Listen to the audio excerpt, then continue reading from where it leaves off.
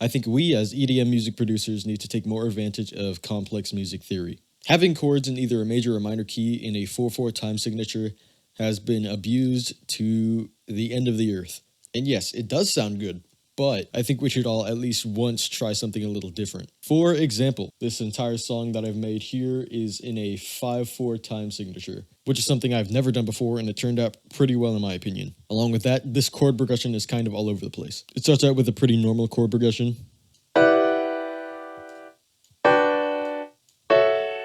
but then I took the first chord and put this G up a semitone, making it a major chord. So I have a major and minor chord of the same root note in the same chord progression.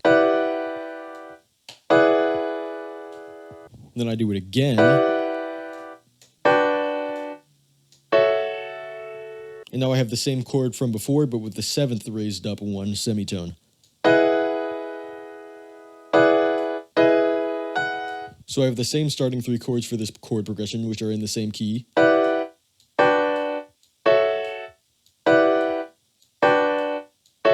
But then I end each chord progression with something completely different. And it makes the chords sound a lot more interesting.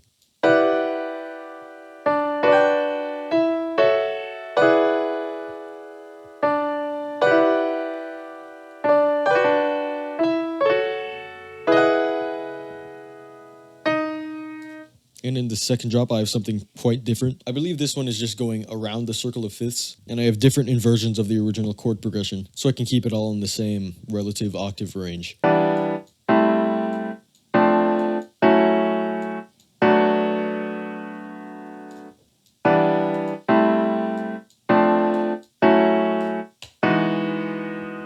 Let me see if I can pull up the original MIDI. I did a similar technique to the first chord progression where I used this chord. I copy and pasted the last chord from the first chord progression, so this is the same one as the one before. And yeah, this is just walking around the circle of fifths. Of course, if you have these chords out of order, they're not going to sound very good. For example, and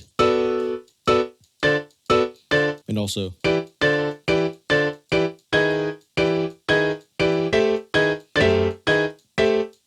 But when they are in the right order, they of course sound pretty good to me, at least.